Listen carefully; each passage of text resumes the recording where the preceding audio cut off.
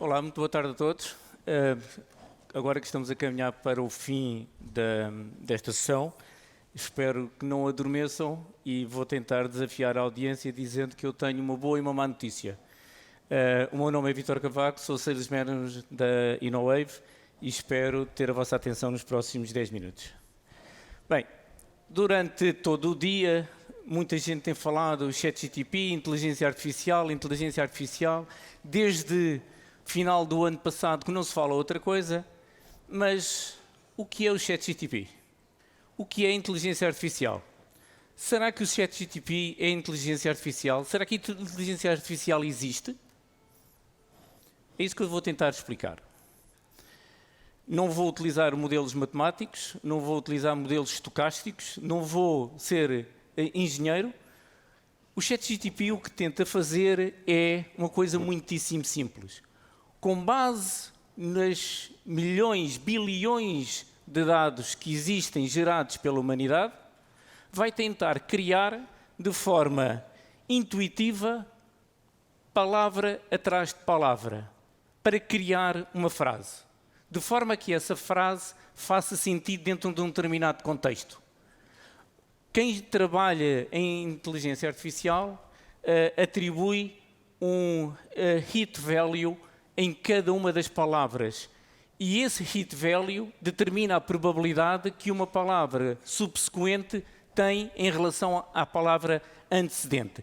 E, portanto, dentro de um determinado contexto, o que o ChatGPT tenta fazer é colocar palavras à frente de palavras, de forma a criar um texto que seja inteligível de forma como se estivéssemos a falar com outro humano. Isto realça imediatamente duas situações. A base de dados do ChatGPT 3.0 está parada em setembro de 2021. Com pequenas alterações, se fizerem perguntas tão simples como o que é que tu achas, o que é que tu sentes em relação à guerra entre a Ucrânia e a Rússia, o que o ChatGPT vai responder é: a Rússia e a Ucrânia são um país irmão que trabalham em conjunto desde sempre. Porquê? Porque a base de dados que alimentou o que está por trás do ChatGPT está parada em setembro de 2021. Portanto, quando nós falamos em inteligência, em aprendizagem, e eu coloquei essas palavras de forma perfeitamente identificada, quando nós falamos de conhecimento, quando falamos de aprendizagem, falamos de criatividade. Se o ChatGPT o que faz é colocar uma palavra a seguir à outra, com base naquilo que foi a recolha de dados criados por humanos, percebem rapidamente que o ChatGPT não tem criatividade. E, portanto, é muito difícil falarmos em conhecimento.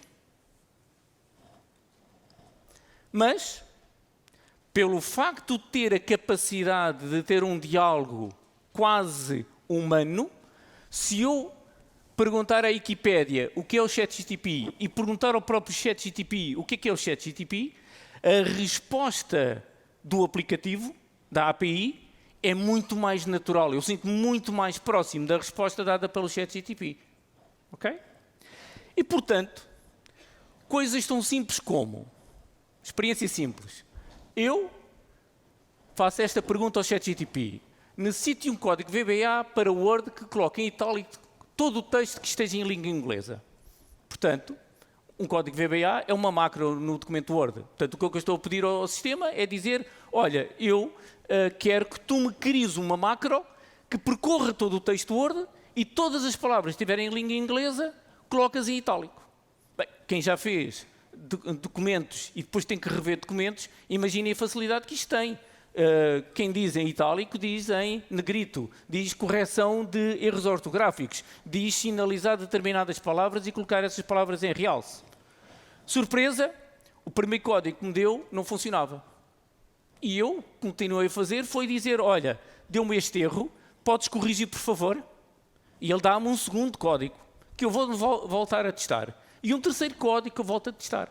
E quando finalmente tenho o resultado, eu agradeço ao ChatGPT.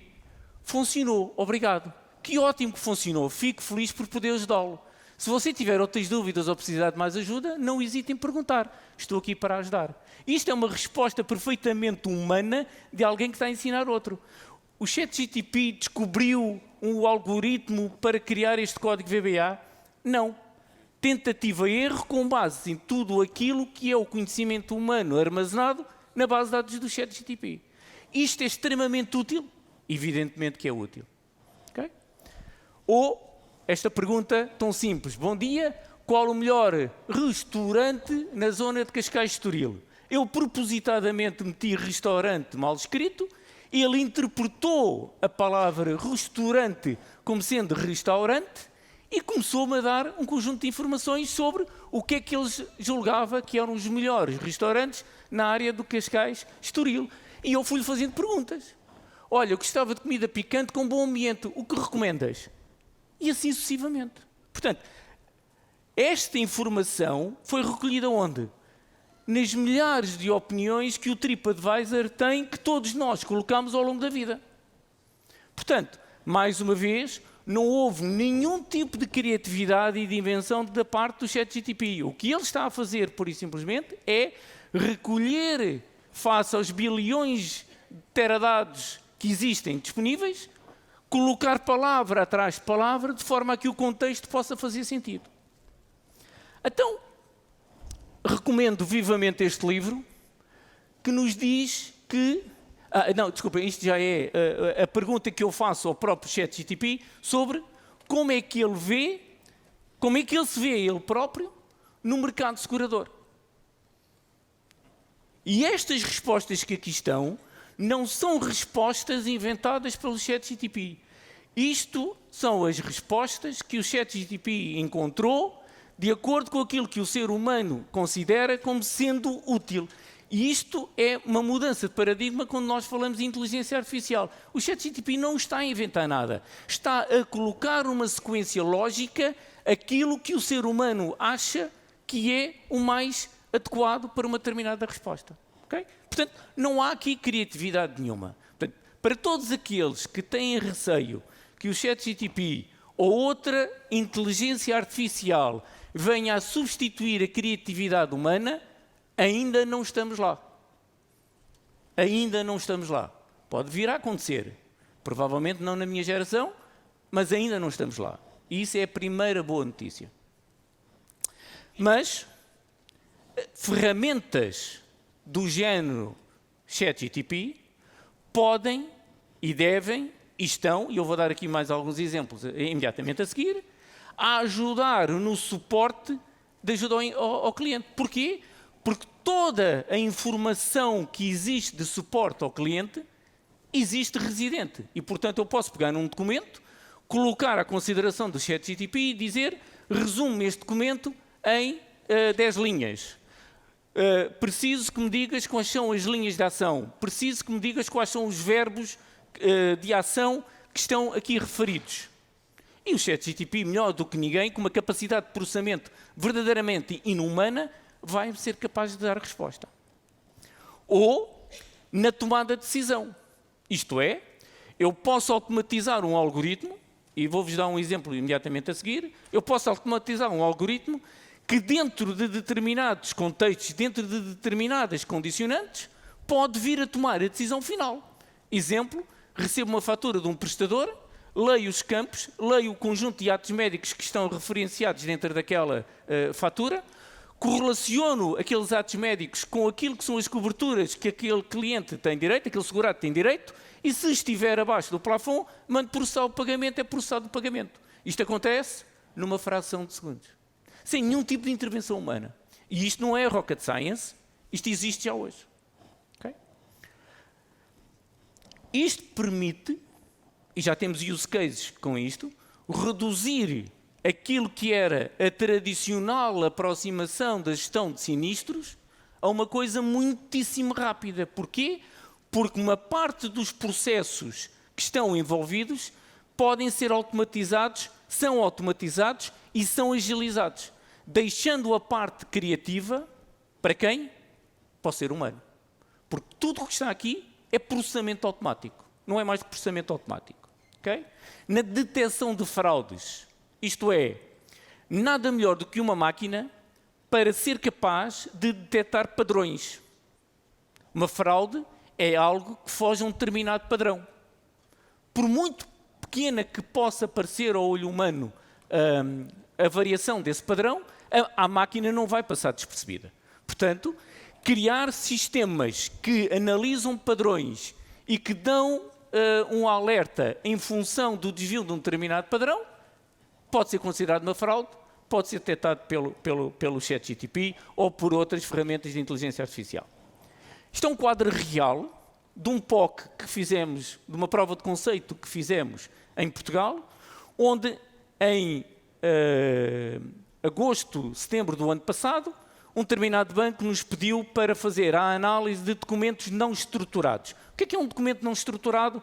Um parecer, um ofício que vem do tribunal, uma ordem de restrição de uma determinada conta bancária, um pedido da Polícia Judiciária, em que um banco tem que tomar ações imediatas ou quase imediatas sobre aquilo que está a ser pedido por essa autoridade judicial. E é um trabalho extremamente moroso e time-consuming. Porquê? Porque uma pessoa humana tem que ler o documento, tem que tomar ações, quer seja de bloqueio de uma conta, quer seja de retirada de dados entre determinados períodos, informar a entidade que está a pedir esses dados e envolver. Nós fizemos esse trabalho o ano passado e o resultado não foi desejado. Porquê? Porque quando nós temos que ensinar um algoritmo de inteligência artificial, na prática o que estamos a dizer é, olha, um NIF tem 9 algarismos. E para teres a sequência que existe aquele NIF e que aquela sequência de algarismos é válida, tens que fazer um checksum que tem que dar um determinado resultado. Um IBAN tem 21 caracteres. E isso significa que tem que ter uma determinada sequência. E, portanto, quando me fazem aquelas perguntas, o que é o inquérito, o assunto, o remetente, o IBAN, o NIB, o BI, o titular, eu tenho que ensinar o modelo consecutivamente para ele detectar se aqueles padrões existem e se aquele padrão existe tem um determinado significado. Nós repetimos o mesmo trabalho com as últimas versões da OpenAI, que neste momento já fazem parte do universo Azure, e o resultado foi 100, 100, 100, 100, 100, 100, 100, 100, 100. E vou-vos mostrar porque é que temos ali um resultado com 80.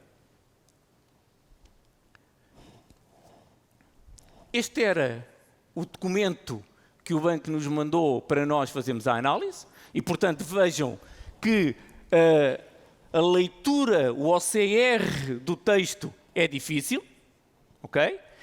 Tem coisas rasuradas, tem texto manuscrito e tem texto à máquina, e depois o banco fez, e muito bem, de propósito, para ver se nós encontrávamos o padrão, dados que são incoerentes, isto é, em baixo tem um determinado IBAN que não batia certo com o documento anterior, isto é, eu tinha um e-mail que tinha dois anexos, e a informação que vinha nos 2 anexos não era compatível. E, portanto, o sistema, quando leu, não conseguiu perceber que a informação era incoerente, era contraditória. Numa situação destas, tem que ir para uma fila de análise para um humano poder atender. E, portanto, se ainda não descobriram qual é a boa e a má notícia, eu estou aqui para vos dar. E isto não é meu. Isto é do CTO da Microsoft em Portugal, que diz, nós humanos, melhor, a inteligência artificial não vai substituir os humanos. Mas, e esta é a boa notícia, mas vai ser substituída pelos humanos que sabem utilizar a inteligência artificial. Isso, não tenham a mais pequena dúvida. E, portanto, Darwin descobriu isto há muitos anos atrás. A capacidade de mudança e de adaptação é absolutamente fundamental para todos nós que estamos aqui nesta sala, e eu já tenho 54, para todos nós que estamos aqui nesta sala percebermos se vamos estar com ou contra. Porque se estivermos contra, não tenham a mais pequena dúvida que alguém nos vai substituir. Muito obrigado. InnoWave, Vítor Cavaco.